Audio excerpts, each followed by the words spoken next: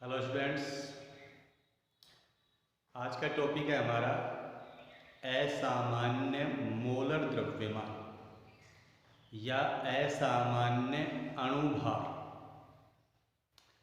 असामान्य मोलर द्रव्यमान या असामान्य अणुभार क्या होता है? इससे पहले हमें अणुसंख्यक गुणधर्मों को एक बार रिमाइंड करना पड़ेगा। हमने अणुसंख्यक गुणधर्म पढ़े और अणुसंख्यक गुणधर्म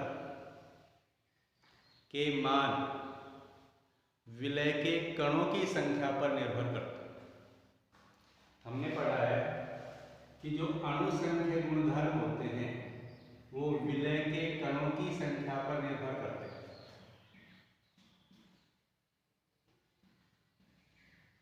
अणुसंख्यक गुणधर्म समानुपाती होते हैं विलय के कणों की संख्या। ये पढ़ा है हमने पहले भी।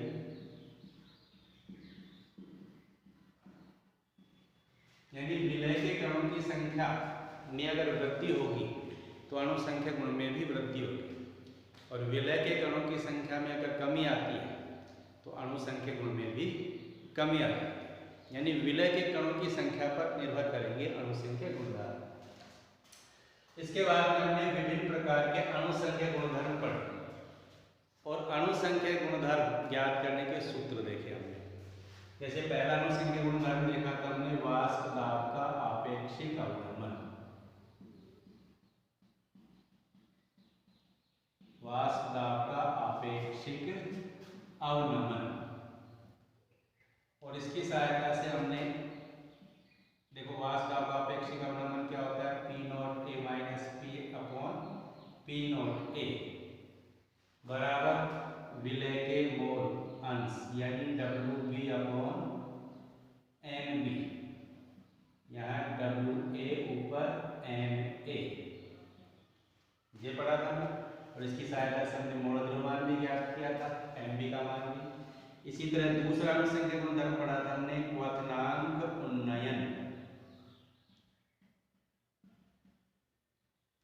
क्वथनांक उन्नयन डेल्टा टीबी, और डेल्टा टीबी का सूत्र क्या देखा था हमने, डेल्टा टीबी बराबर होता है किसके, के बी एम या के बी एम मोलरता। मोलरता का मतलब क्या है, विलय का द्रव्यमान अपॉन विलय का अणुभार गुणा विलायक का द्रव्यमान, और ऊपर कितने से गुणा कर देंगे, 1000 से। ठीक है, इस सूत्र की सहायता से भी हमने एम बी यानी विलय का मोलर द्रव्यमान ज्ञात किया था। इसके बाद में पढ़ा था हमने हिमांक अवनमन।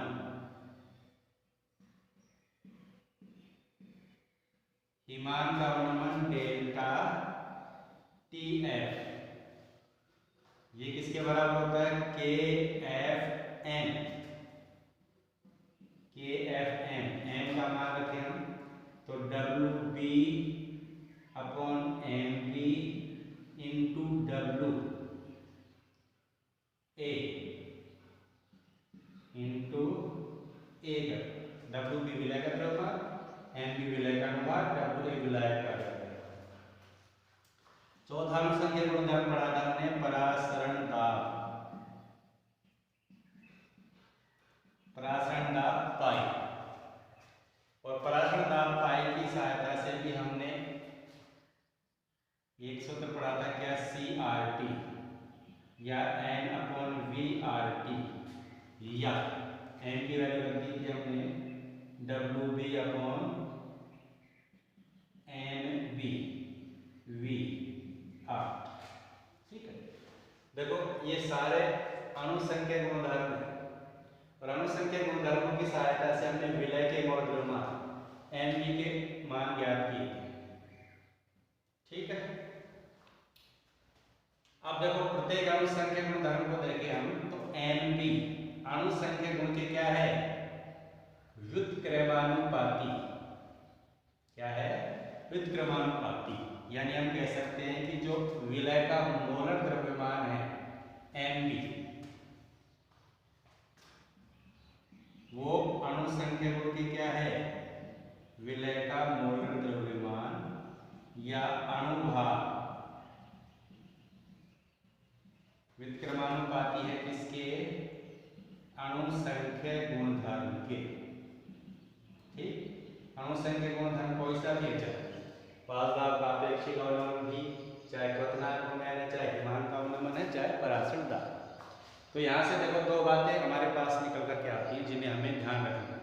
पहली बात तो क्या कि अणु संख्या गुणधर्म जो है विलय के कणों की संख्या के समानुपाती होते हैं। दूसरी बात क्या कि विलय का जो मोलर द्रव्यमान है वह अणु संख्या गुणधर्म के क्या होता है, व्युत्क्रमानुपाती होता है। ठीक, यानी अणु संख्या गुणधर्म में परिवर्तन होगा तो विलय के मोलर द्रव्यमान में भी परिवर्तन होगा। अणु संख्या गुणधर्म में अगर वृद्धि होती है तो विलय के मोलर द्रव्यमान में कमी आएगी, और अणु संख्या गुणधर्म में कमी आती है तो विलय के मोलर द्रव्यमान में वृद्धि होगी। यह हम ये कह सकते हैं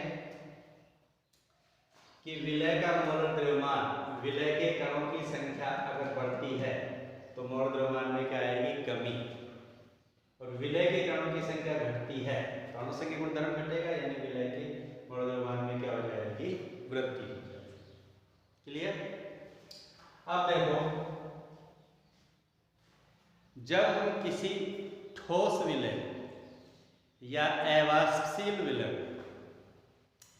किसी विलायक के अंदर घोलते हैं तो यदि विलय के कणों की संख्या में कोई परिवर्तन नहीं आता है, यानी घोलने से पहले और घुलने के पश्चात कणों की संख्या समान रहती है, या हम कह सकते हैं विलय के कणों का संगुणन या वियोजन नहीं होता है, तो अणु संख्या गुणधर्म में, यानी कणों की संख्या में परिवर्तन नहीं होगा तो अणु संख्या गुणधर्म में परिवर्तन नहीं होगा और विलय के मोलर द्रव्यमान में भी परिवर्तन नहीं होगा। ये ध्यान रखना है, संगुणन या वियोजन नहीं होने पर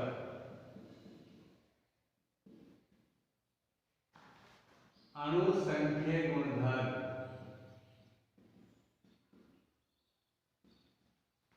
में परिवर्तन नहीं होता है।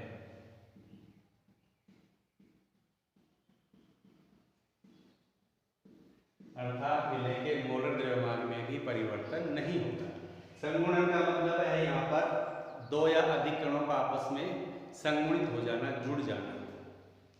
ठीक है, यानी विलय को अगर घोलते हैं, विलय के कणों की संख्या कम हो जाती है तो उसका मतलब क्या हो गया, संगुणन, और विलय के कणों की संख्या में वृद्धि हो जाती है यानी वियोजन हो जाता है, यानी आयनन हो जाता है, तो कणों की संख्या में क्या हो जाएगी, वृद्धि, और वृद्धि हो जाएगी तो अणु संख्या गुणधर्म कमी या वृद्धि कारण बदल जाएंगे, और अणु संख्या गुणधर्म बदल जाएंगे तो विलय का मोलर द्रव्यमान भी बदल जाएगा।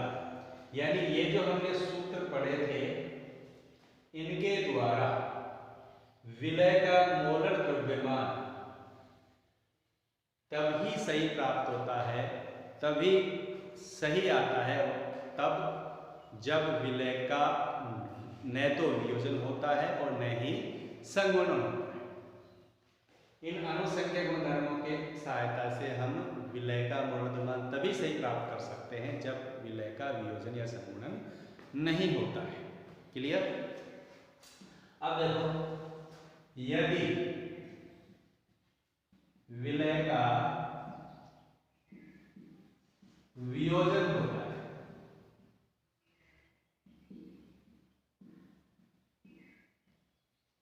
वियोजन होता है तो क्या होगा, कणों की संख्या में वृद्धि हो जाएगी। जैसे मान लीजिए NaCl का एग्जाम्पल लिया, कोई भी वैध तत्व पदार्थ जो है उसका वियोजन हो जाएगा विलय का। जैसे NaCl को हमने जल में विलय किया तो NaCl का एक कण डाले, या हम कह सकते हैं NaCl का एक मोल डाले, लेकिन जब ये वियोजित होता है, घुल जाता है विलायक के अंदर, तो इससे एक कण कितने कणों में टूट जाता है, ये दो कणों, एक मोल, कितने मोल हो गए यहाँ पर, एक मोल तो Na+ का हो गया और एक मोल Cl- का, टोटल कितने मोल हो गए, दो मोल, एक कण दो कणों में बदल गया। अब एक कण दो कणों में बदल गया तो अणुसंख्यक गुणधर्म में क्या आएगा? परिवर्तन आएगा। यानी अगर NaCl को हम जल के अंदर विलय करते हैं तो अणुसंख्यक गुण का मान दुगुना प्राप्त होगा। जो वास्तविक अणुसंख्यक गुणधर्म होना चाहिए उससे कितना प्राप्त होगा? दुगुना प्राप्त। और अणुसंख्यक गुणधर्म का मान दुगुना प्राप्त होगा, इसका मतलब विलय का मोल द्रव्यमान कितना हो जाएगा? विलय का मोल द्रव्यमान आधा हो जाएगा। विक्रमानुपाती होता है, अणुसंख्यक गुणधर्म दुगुना हो रहा है तो विलय का मोल द्रव्यमान क्या हो जाएगा? अगर अपन NaCl को ढूंढते हैं तो अणुसंख्यक गुणधर्म कैसा हो जाएगा? दो गुना। और अणुसंख्यक गुणधर्म दो गुना हो जाएगा तो मोल द्रव्यमान कैसा हो जाएगा? आधा, यानी 1/2। यदि हम AlCl3 या मान लीजिए BaCl2 को वियोजित करते हैं, BaCl2 विलय है जिसको हम घोलते हैं जल के अंदर, तो इसका 1 मोल हम डालते हैं। लेकिन जब इसको विलय करते हैं तो इससे क्या प्राप्त होगा? Ba+2 Cl कितने? 2Cl-, यानी 1 मोल तो किसका प्राप्त होगा हमें? Ba+2 का। और 2 मोल किसके प्राप्त होंगे हमें? Cl-, यानी टोटल कितने मोल हो जाएंगे? 3 मोल। विलय का BaCl2 का 1 मोल अगर हम विलय करते हैं तो इसके कणों की संख्या घुलने के पश्चात कितनी हो जाएगी? 3। 1 मोल कितने बदल जाएंगे? 3 मोल में बदल, और यानी कणों की संख्या में वृद्धि हो गई तो अणुसंख्यक गुणधर्म BaCl2 के लिए कितना गुना हो जाएगा? 3 गुना। कितना गुना हो जाएगा? 3 गुना हो जाएगा। और अणुसंख्यक गुणधर्म 3 गुना हो जाएगा तो मोल द्रव्यमान कितना हो जाएगा? मोलर द्रव्यमान विलय का बराबर विक्रमानुपाती, यानी 1/3 रह जाएगा। ठीक है। और दूसरा कोई विलय, जैसे मान लीजिए K4FeCN6, इसको अगर हम विलय करते हैं, इसका 1 मोल विलय करते हैं तो इसका आयन होगा तो K+K कितने? 4। K4 K+ कितने प्राप्त होंगे? 4। और FeCN6 माइनस इसके कितने मोल प्राप्त हो जाएंगे? 1, यानी टोटल कितने मोल हो जाएंगे? 1 मोल, 4 मोल इसके और 1 मोल इसका, टोटल कितने मोल हो जाएंगे? 5 मोल। K4FeCN6 का 1 मोल घोला जाता है तो वियोजन के पश्चात इसके 5 मोल हो जाते हैं, यानी कणों की संख्या बढ़ रही है तो अणुसंख्यक गुणधर्म कितना गुना हो जाएगा? 5 गुना। और मोल द्रव्यमान कितना रह जाएगा इसका? 1/5। ठीक, क्लियर हो गई बात? यानी वियोजन होता है तो कणों की संख्या में वृद्धि होती है। कणों की संख्या में वृद्धि होती है तो अणुसंख्यक गुणधर्म में भी वृद्धि होती है। और अणुसंख्यक गुणधर्म में वृद्धि होते विलय के मोल द्रव्यमान में क्या आ जाती है? कमी आ जाती है। यानी विलय का जो वास्तविक मोल द्रव्यमान है उससे कम मोल द्रव्यमान प्राप्त होता है अगर वियोजन हो जाता है किसी विलय का। अब बात करें हम संगुणन की। यदि विलय का संगुणन होता है, संगुणन का मतलब 2 कण 1 में बदल जाए या 1 2 में बदल जाए, तो संगुणन होने पर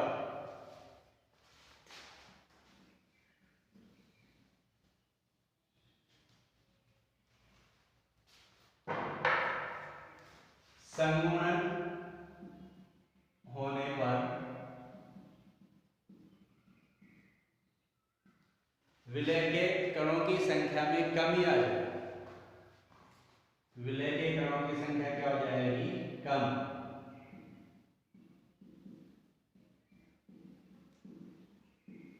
संख्या में कमी आती है।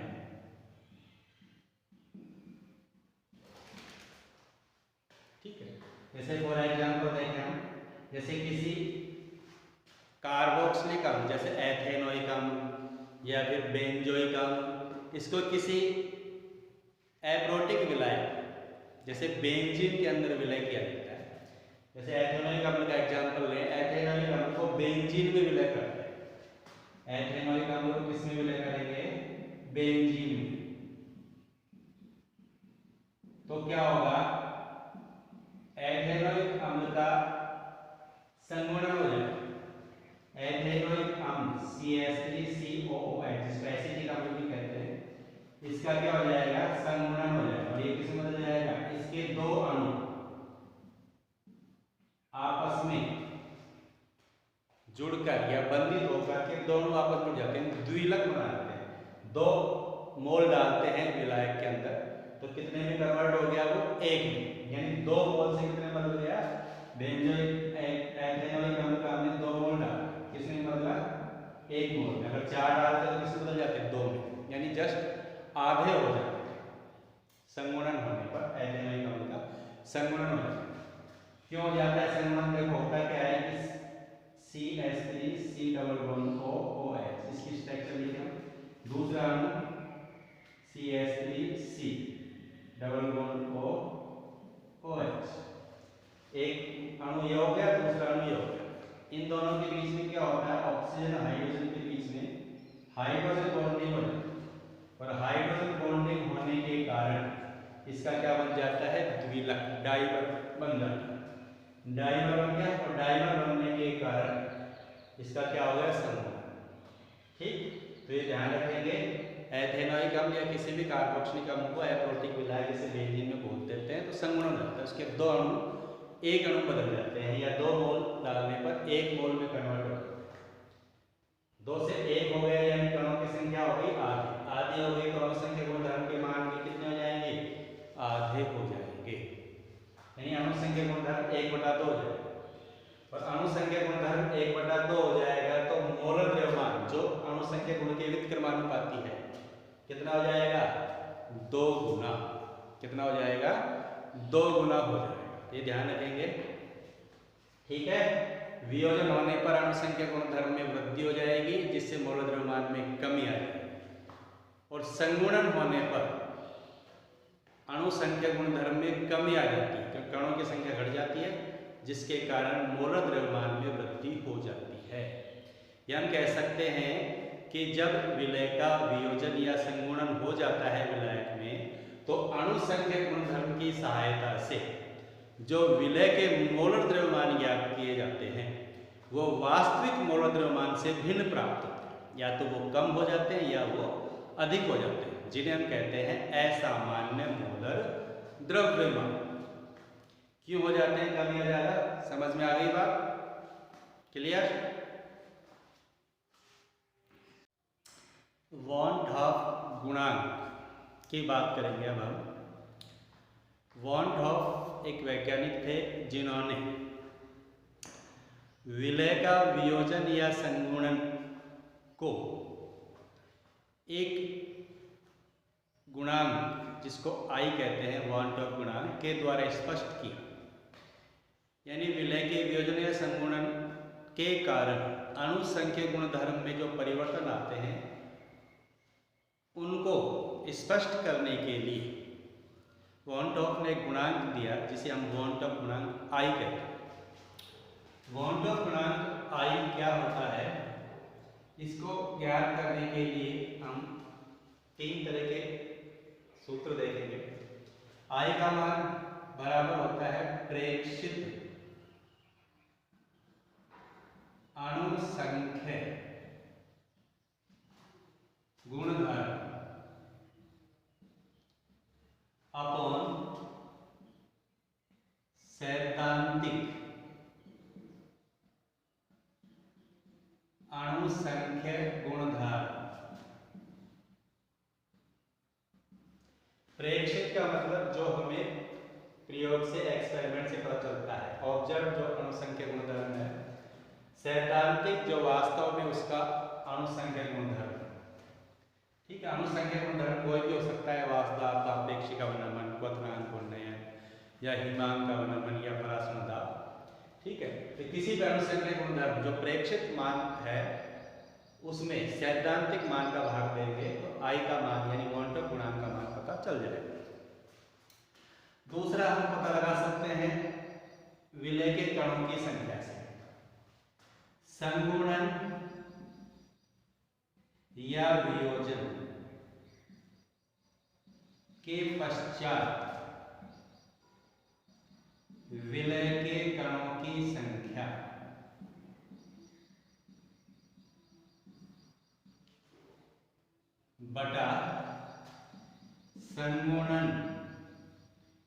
या वियोजन से पूर्व विलय के कणों की संख्या। ठीक, इससे हम आई का मान पता लगा सकते हैं। यानी विलय का संगुणन या वियोजन के पश्चात कणों की संख्या कितनी है, उसमें संगुणन या वियोजन से पूर्व जो कणों की संख्या उसका भाग देंगे तो आई का मान पता चल जाएगा। तीसरा, हम मोल द्रव्यमान से भी पता चल लगा सकते हैं इसको। आई बराबर, अगर हमें मोल द्रव्यमान यानी विलय का अणुभार पता है तो वो अणुभार जो है अणुसंख्यक गुणधर्म के व्युत्क्रम होगा, यानी सैद्धांतिक अणुसंख्यक गुणधर्म प्रेक्षित अणुसंख्या बटा सैद्धांतिक है। अगर मोल द्रव्यमान लेंगे तो उल्टा हो जाएगा, सैद्धांतिक मोल द्रव्यमान बटा प्रेक्षित। या हम कह सकते हैं सामान्य मोलर द्रव्यमान। सामान्य का मतलब जो वास्तविक मोल द्रव्यमान है, जो सैद्धांतिक है, अपॉन असामान्य मोलर द्रव्यमान। असामान्य का मतलब जो प्रेक्षित है, जो प्रयोगों से पता चलता है। सामान्य मोल द्रव्यमान बटा असामान्य मोल द्रव्यमान, या कह सकते हैं वास्तविक मोल द्रव्यमान बटा प्रेक्षित, प्रयोग द्वारा पता चला मोल द्रव्यमान। अणुसंख्यक गुणधर्म से पता चला मोल द्रव्यमान और वास्तविक। ठीक, तो ये 3 तरह से हम आई का मान ज्ञात कर सकते हैं। क्लियर हो गई बात? आई के मान पर, ये जो आई का मान है इसका हम देखें एग्जाम्पल के तौर पर। जैसे मान लीजिए वियोजन हो रहा है किसी का, जैसे NaCl, कणों की संख्या से देखें, NaCl का वियोजन होता है Na+Cl-। कितने कण हो गए? वियोजन या संगुणन से पूर्व तो कितने हैं? कितने कणों को हमने किया है? आई। वियोजन संगुणन से NaCl कितने मोल हैं? 1 मोल। और संगुणन के पश्चात कितने हो गए? Na+ का 1 मोल, Cl- का 1 मोल, टोटल कितने हो गए? 2। तो आई का मान ज्ञात करने का सूत्र हमारे पास क्या? संगुणन या वियोजन के पश्चात बटा संगुणन या वियोजन से पूर्व। तो संगुणन के पश्चात कितने हैं? 2। पूर्व कितने हैं? 2। तो 1। संगुणन के पश्चात 2 है, पहले कितने हैं? 1। तो आई का मान कितना हो गया? 2। जैसे हम KCl के लिए देखें तो KCl का वियोजन किस तरह होगा? K+Cl-। तो वियोजन से पूर्व कितने हैं? 1। वियोजन के पश्चात कितने हो गए? 2। तो आई का मान कितना हो गया? 2/1 बराबर 2।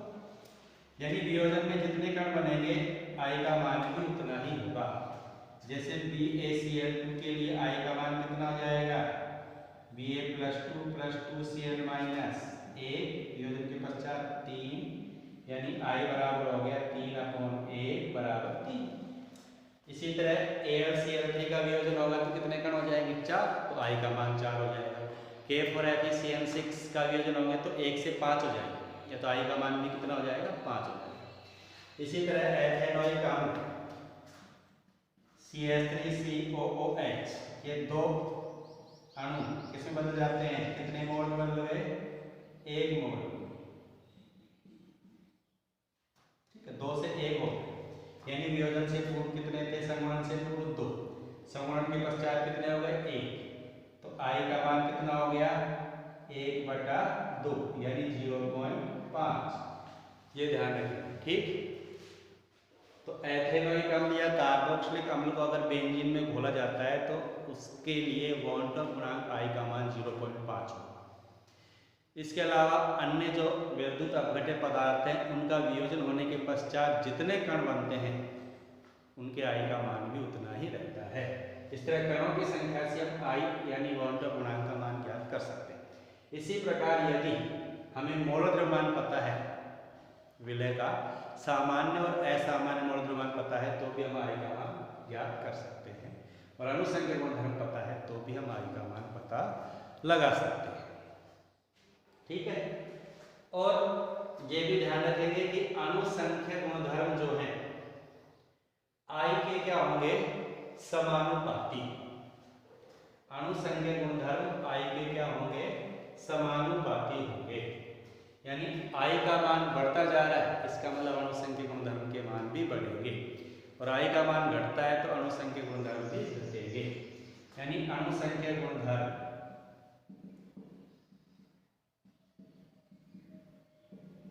समानुपाती है बॉन्ड ऑफ गुणांक आई। बॉन्ड ऑफ गुणांक आई में वृद्धि होने पर इनमें भी वृद्धि होती है, ये ध्यान रखिए। दूसरी बात, यदि विलय का वियोजन या संगुणन नहीं होता है, यानी वियोजन भी नहीं होता है, संगुणन भी नहीं होता है, और जब वियोजन और संगुणन नहीं होगा तो वियोजन या संगुणन से पहले और वियोजन या संगुणन के पश्चात कणों की संख्या क्या रहेगी? समान रहेगी। समान रहेगी तो आई का जो मान है, अगर वियोजन या संगुणन नहीं होता है, नहीं होने पर कणों की संख्या समान रहेगी, तो आई का मान कितना रहेगा? 1। ठीक। अगर वियोजन होता है, विलय का क्या होता है? वियोजन। हम देख रहे हैं कि वियोजन होने पर आई का मान देखो, NaCl का वियोजन हुआ 2 हुआ, KCl का हुआ 2 हुआ, BaCl2 का हुआ 3 हुआ, यानी वियोजन होने पर आई का मान 2, 3, या हम कह सकते 1 नहीं होगा, 1 से ज्यादा होगा। तो वियोजन होने पर आई का मान 1 से क्या रहेगा? हमेशा अधिक। और संगुणन होने पर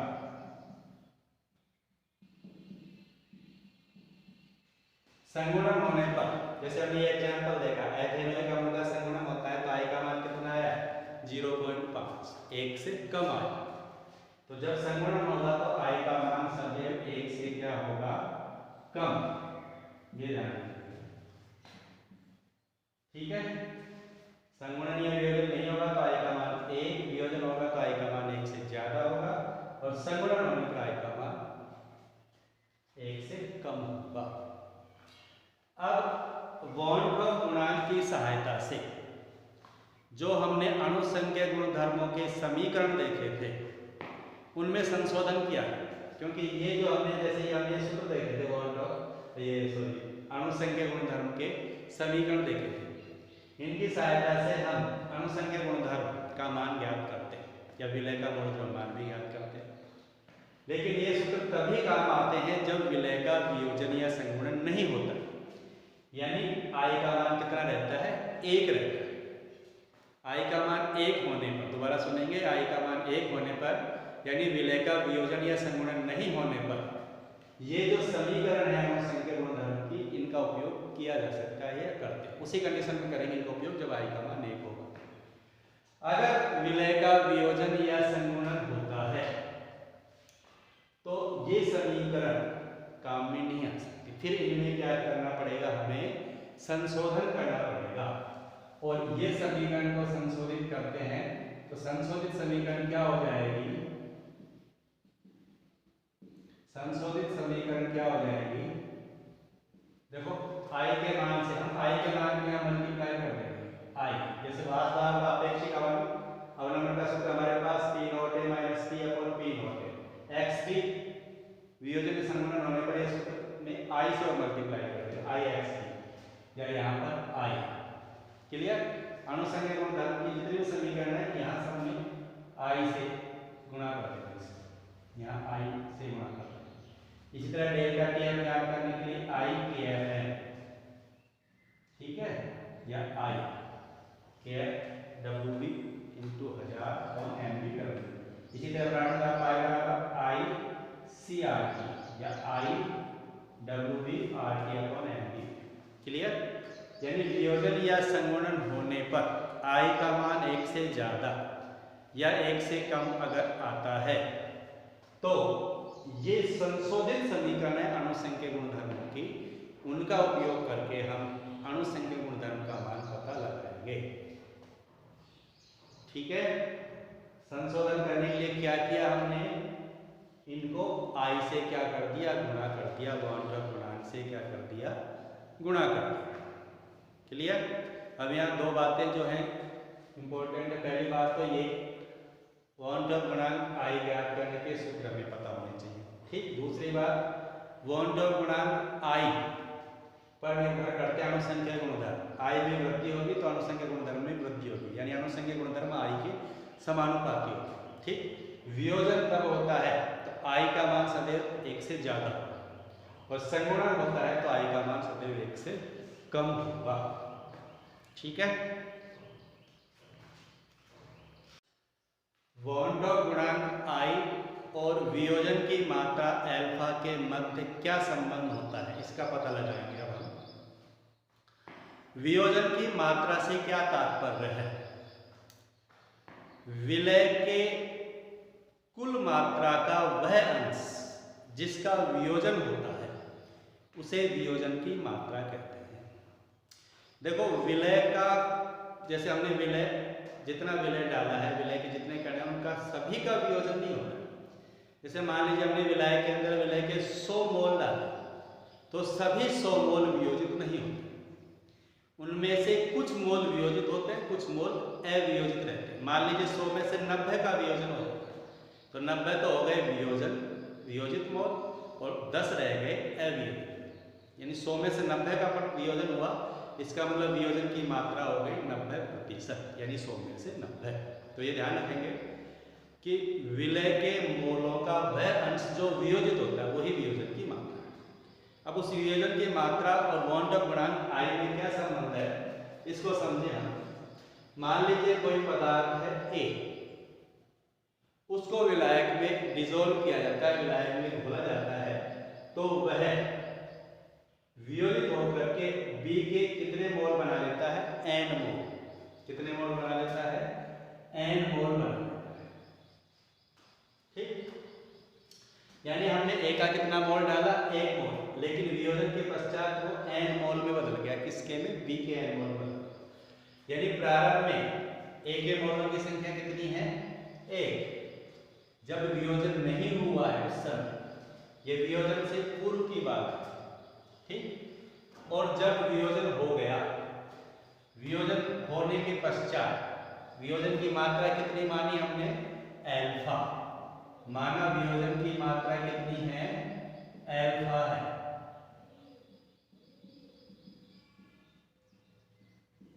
तो अल्फा का मतलब 1 में से अल्फा का वियोजन हो। 1 मोल अगर ए के हैं तो अल्फा उसमें से क्या हो गया? वियोजित हो गया, यानी अवियोजित कितने रह गए? 1 माइनस अल्फा। 100 में से 90 का वियोजन हो रहा है तो बच कितने गए? 100 माइनस 90, यानी 10 का वियोजन नहीं हो रहा। इसी तरह 1 में से अल्फा का वियोजन हो रहा है तो कितने बच गए? 1 माइनस अल्फा। और यहाँ पर 1 से कितने बन गए? अल्फा, तो n बन गए, तो इसका मतलब कितने हो गए? n alpha. ठीक, अब वियोजन के पश्चात कणों की कुल संख्या कितनी हो गई? 1 minus alpha plus n alpha. ठीक, ये तो हो गए वह मात्रा जो वियोजित नहीं हुई है, अवियोजित, तो ये हो गई वियोजित। टोटल मोल ये दोनों ही विलायक के अंदर उपस्थित है, विलयन में उपस्थित है, तो कुल कणों की संख्या हो गई। और वियोजन से पूर्व कुल कण कितने हैं? वियोजन से पूर्व केवल ए का 1 मोल है, बी का 0 है, तो वियोजन से पूर्व कणों की कुल संख्या कितनी है? 1। अब बॉन्ड डॉट गुणांक आई बराबर किसके होता है? कणों की संख्या से आई का मान ज्ञात करने का सूत्र क्या है? वियोजन के पश्चात कणों की संख्या अपॉन वियोजन से पूर्व कणों की कुल संख्या। ठीक, तो आई बराबर कितना हो जाएगा? वियोजन से पश्चात कणों की संख्या कितनी है? 1 minus alpha plus n alpha, 1 minus alpha plus n alpha, और वियोजन से पूर्व कणों की संख्या कितनी है? 1। ठीक, तो 1 minus alpha plus n alpha, इसको हम करें आगे तो क्या हो जाएगा? आई माइनस ए बराबर minus alpha plus N alpha, minus alpha plus N alpha. इसको क्या लिख सकते हैं हम, आई माइनस ए बराबर माइनस को कर ले जाए तो n alpha minus alpha. Clear? I minus ए बराबर एन एल्फा माइनस एल्फा। यहाँ एल्फा को क्या ले ले हम, कॉमन ले सकते हैं alpha, alpha n minus one किया जाएगा। तो एल्फा बराबर किसके आ जाएगा, i minus one upon n minus one. ठीक, एल्फा बराबर आ जाएगा i minus one upon n minus one. तो ये हो गई एल्फा वियोजन की मात्रा और क्वांटम गुणांक के बीच में संबंध। क्लियर? समझ में आ गया सबको? ठीक है। इसके पश्चात हम बात करेंगे क्वांटम गुणांक और संगुणन की मात्रा के मध्य क्या संबंध होता है। क्वांटम गुणांक आई व संगुणन की मात्रा एल्फा में संबंध, संगुणन की मात्रा एल्फा में संबंध। क्वांटम गुणांक आई और संगुणन की मात्रा एल्फा में संबंध। यहाँ एल्फा संगुणन की मात्रा है, यानी विलय के कुल मोलों में से कितना अंश जो है वो संगुणित हो। संगुणन भी जितने मोल हम डालते हैं सभी का नहीं होता, जितने अंश का संगुणन हो रहा है वो ही क्या है संगुणन की। मान लीजिए 100 में से 80 मोल का संगुणन हो रहा है तो संगुणन की मात्रा कितनी हो गई, 80 हो गई। क्लियर? तो यहाँ पर भी संगुणन की मात्रा को हमने एल्फा से ही रिप्रेजेंट किया है। मान लीजिए कोई पदार्थ है जिसके कितने मोल डाले हमने, n मोल, तो वो किस में बदल जाएगा, AN। यानी अगर इसके 2 डालते हैं हम तो ये किस में बदल जाएगा, A2। जैसे हमने एथेनॉइक अम्ल का देखा था, 2 एथेनॉइक अम्ल से 1 बन गया, यानी 2 एक साथ हो। उसी प्रकार A के N है तो बदल गया ये AN। मान लेते हैं प्रारंभ में मोल संख्या, मान लेते हैं इसके हमने कितने मोल डाले, 1 मोल। ठीक है, और इसके कितने मोल रहेंगे, 0। संगुणन के पश्चात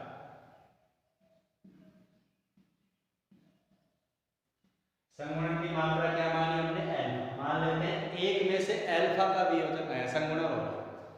तो 1 में से एल्फा का संगुणन होता है, असंगुणित कितने बच गए, 1 माइनस एल्फा। और इसके कितने मोल बन जाएंगे, एल्फा अपॉन n। कितने हो जाएंगे, एल्फा अपॉन n, क्योंकि संगुणन के पश्चात कणों की संख्या में कमी आ रही है। 2 से कितने हो रहे हैं, 1, 2 से 1 यानी 1/2, n से एल्फा यानी एल्फा अपॉन n। ठीक, तो संगुणन के पश्चात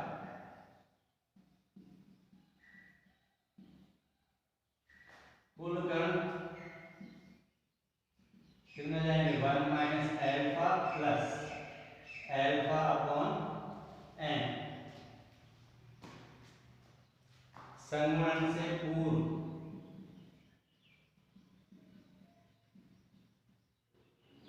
कुल कण कितने हैं, 1। इधर 0, 1 है। अब आई क्वांटम गुणांक ज्ञात करने का सूत्र वही इसी तरह, संगुणन के पश्चात कणों की संख्या अपॉन संगुणन से पूर्व में कणों की संख्या।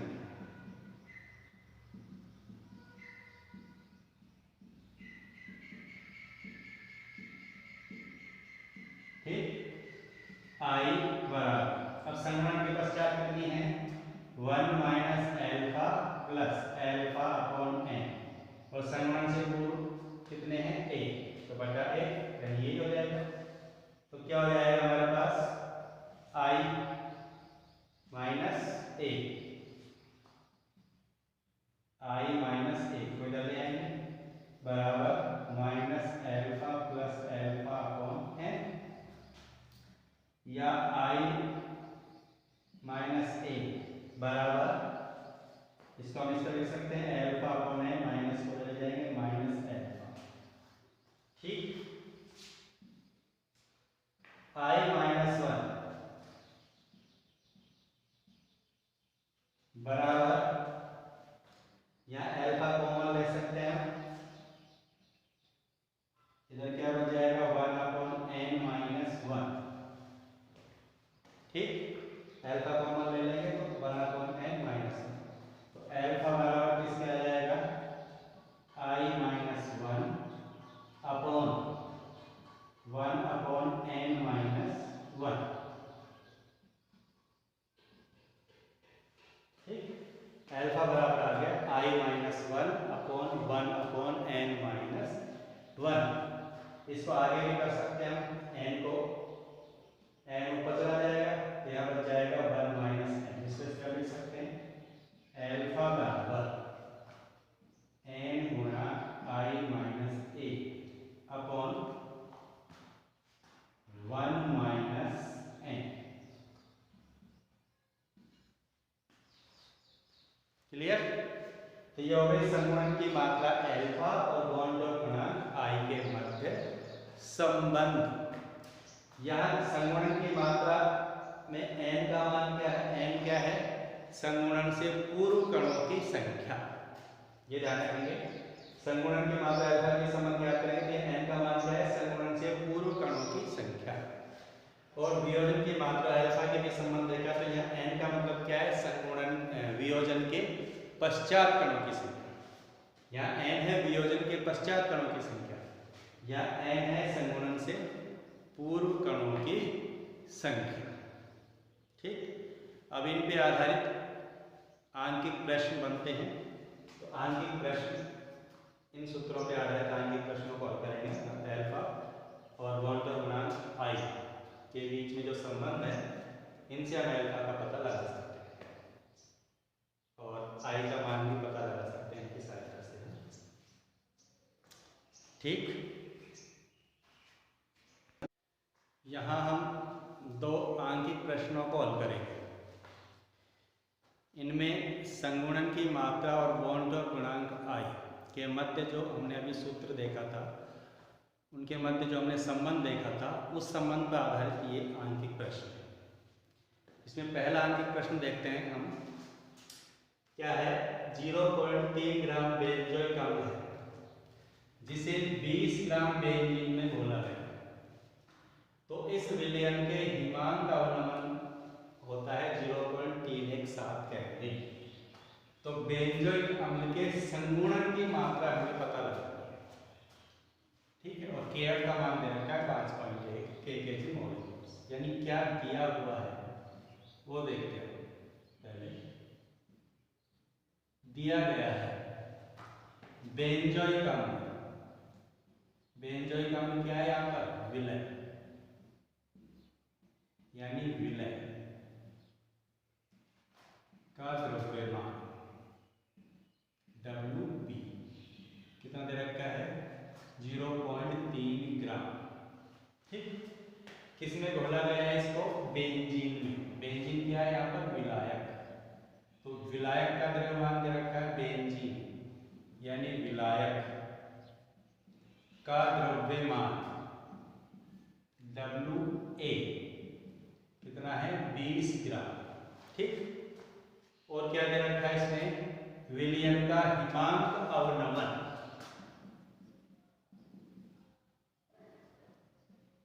हिमांक अवनमन डेल्टा Tf 0.317 केल्विन, और Kf का मान दे रखा है कितना, 5.1 kg मोल इनवर्स। हमें पता लगाना है क्या, संगुणन की मात्रा, ठीक है, यानी डेल्टा टीएफ और केएफ दिया रखा है और विलय की मात्रा और विलय की मात्रा दी हुई है, ठीक है। विलय क्या है यहाँ पर? बेंजोइक अम्ल, और बेंजोइक अम्ल का अनुभाग यानी विलय का अनुभाग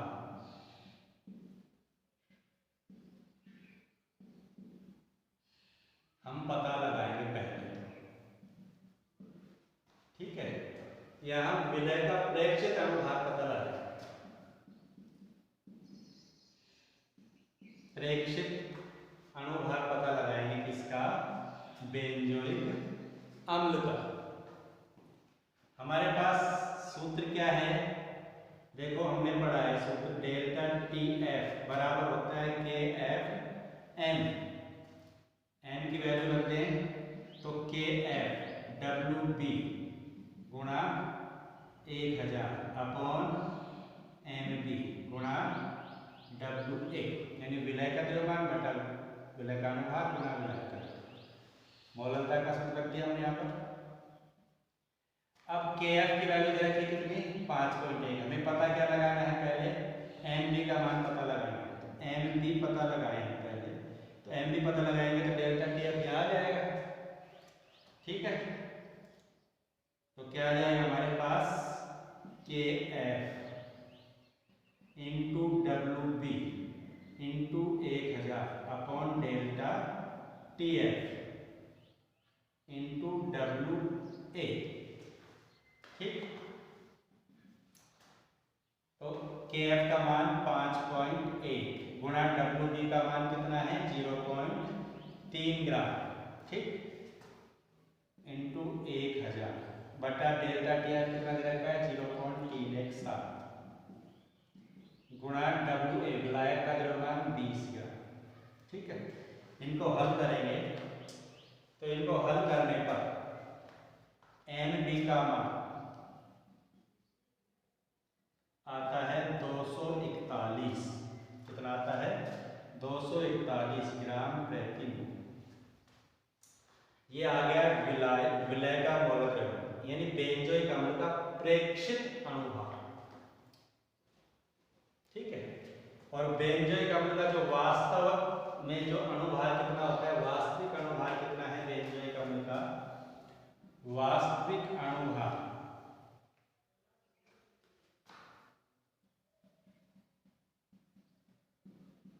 बेंजोइक अम्ल का वास्तविक अनुभाग, ठीक है। क्या होता है? सूत्र क्या है बेंजोइक अम्ल का? C6H5COOH, क्या है? C6H5COOH बेंजोइक अम्ल। इससे हम इसका वास्तविक अनुभाग पता लगाएंगे। तो 12 कार्बन का होता है, कार्बन कितने हैं? 6 और 1 7, 12 7 84 प्लस 5 हाइड्रोजन 1 हाइड्रोजन, टोटल 6 क्या है? हाइड्रोजन और 2 ऑक्सीजन, यानी 16 दूनी 32, यानी 84 6 90 32 122 है बेंजोइक अम्ल का वास्तविक मौलिक द्रव्यमान। और इस सवाल के द्वारा अणुसंख्यक गुणधर्म की सहायता से जो प्रेक्षित मौलिक द्रव्यमान पता लगाया है वो कितना आया? 241। तो पहले हम मौलिक द्रव्यमानों की सहायता से पता लगाएंगे I का मान, और I के मान और विसंगुणन की मात्रा में संबंध के द्वारा हम पता लगा लेंगे अल्फा। तो पहले I बॉन्ड डॉट गुणांक I बराबर होता है क्या?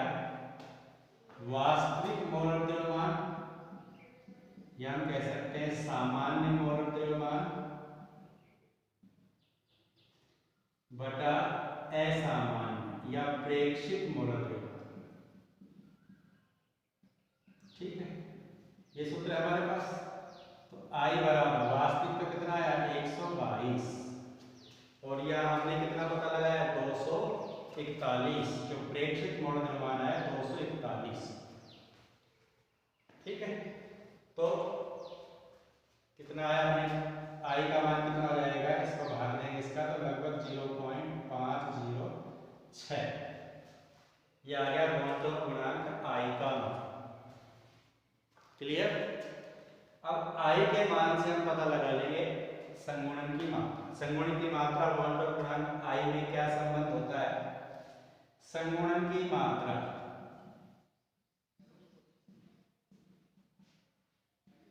अल्फा बराबर होती है किसके? I minus 1 n 1 minus n, n गुणा i minus 1 upon 1 minus n. यहां बेंजोइक अम्ल के लिए एन का मान कितना होगा? बेंजोइक अम्ल ने पढ़ा था कि कार्बोक्सिलिक अम्ल के दो अणु मिलकर के एक अणु का निर्माण करते हैं, यानी दो अणु संगुणित हो जाते हैं, द्विलक बनाते हैं। तो यहाँ बेंजोइक अम्ल यानी संगुणन से पूर्व बेंजोइक अम्ल के लिए एन का मान क्या होगा? बेंजोइक अम्ल के लिए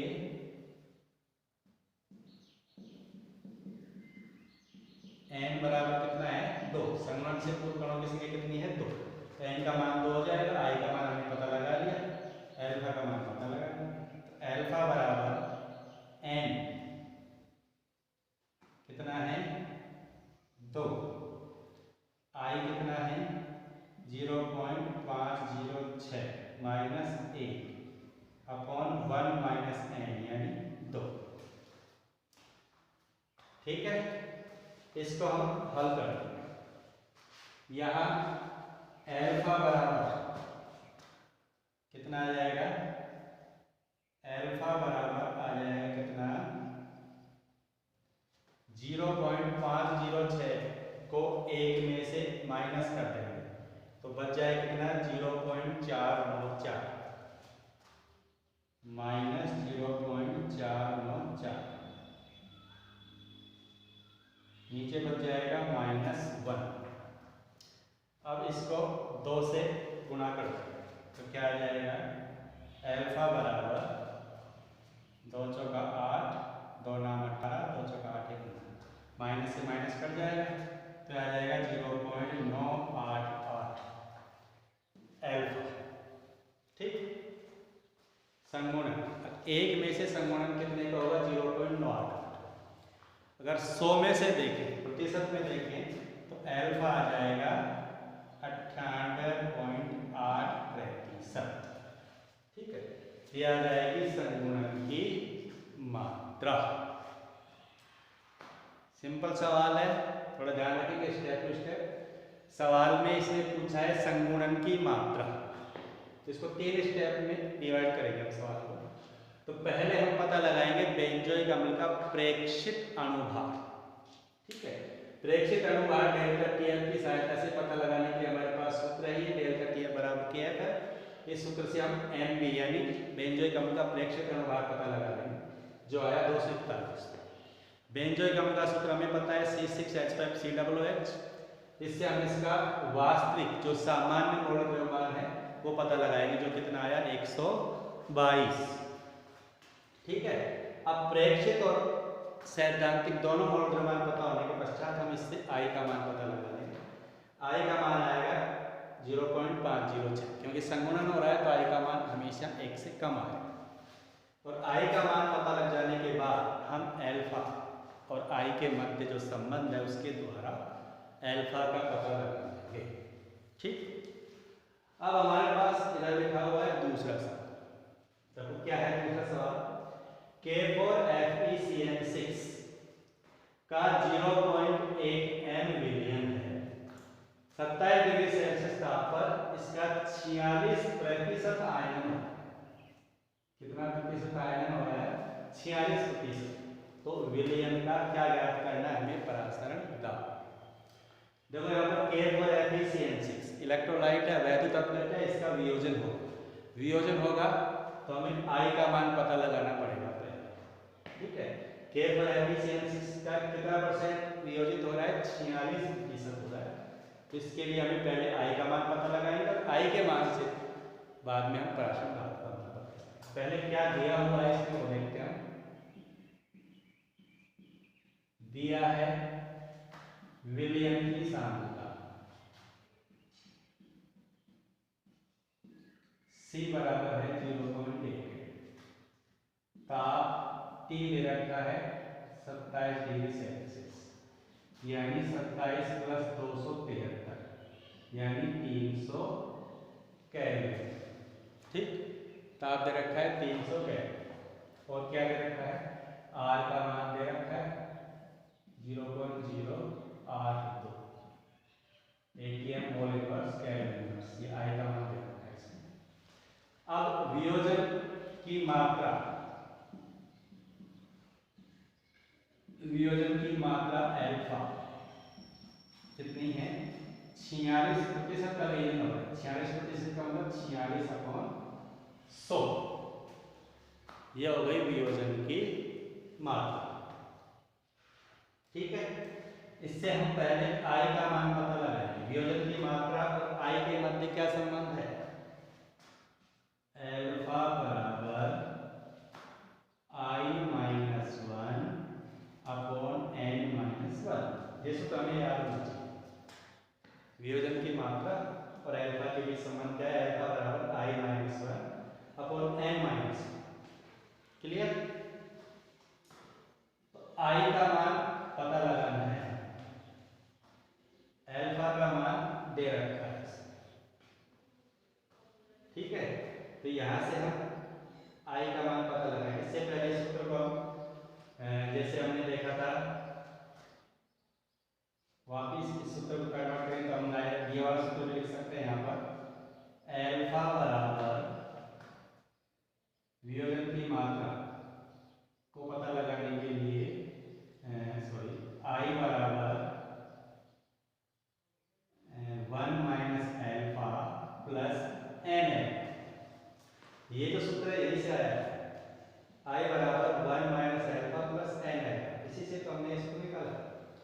तो इस सूत्र से हम पता लगा सकते हैं, या इसको आप यहाँ मल्टीप्लाई कर दें, बात वही है, अल्फा n-1 बराबर I-1। I का मान पता लगाना है, I को इसमें क्या कर देंगे, जोड़ देंगे, 1 बदलने हैं तो क्या आ जाएगा, 1 प्लस अल्फा n-1 बराबर I। क्लियर। ठीक है, डायरेक्ट सूत्र काम ले लेंगे, या फिर ये सूत्र हमें याद है, इस सूत्र से I का मान पता लगाना। अब 1 प्लस अल्फा का मान कितना है, 46/100।